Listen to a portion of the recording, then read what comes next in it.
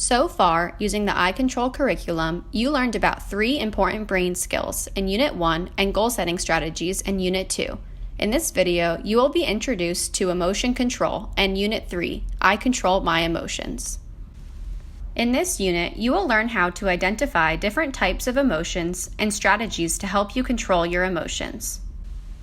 So why do we have emotions? The 2 main functions of emotions are to communicate with others and to communicate with ourselves. Communicating our emotions to others can be done verbally, like telling someone, "I'm angry," or non-verbally, by showing someone how we feel with our body language, like by crossing our arms and frowning.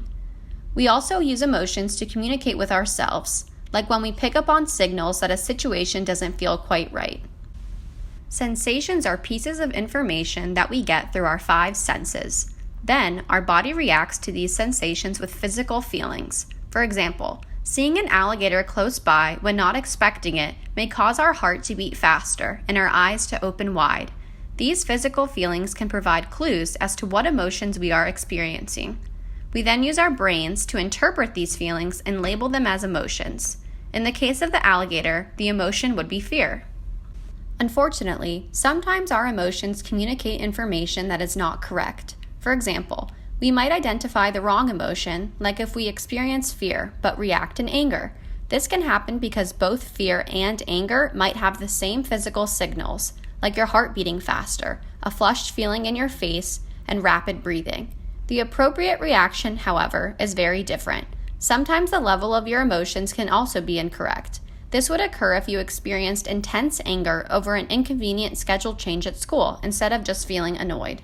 Emotion control involves correctly identifying the physical signals for emotions, choosing the right labels for different levels of emotions, and using strategies to manage reactions in intense situations.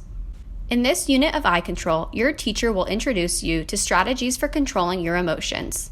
In addition to teaching you to correctly identify your sensations, feelings, and emotions, iControl will discuss how some emotions we experience in social situations are more complex, because they often include the feelings and expectations of others. You will learn different ways of identifying social emotions and the strengths of these emotions. Understanding this will help you to react appropriately in different situations.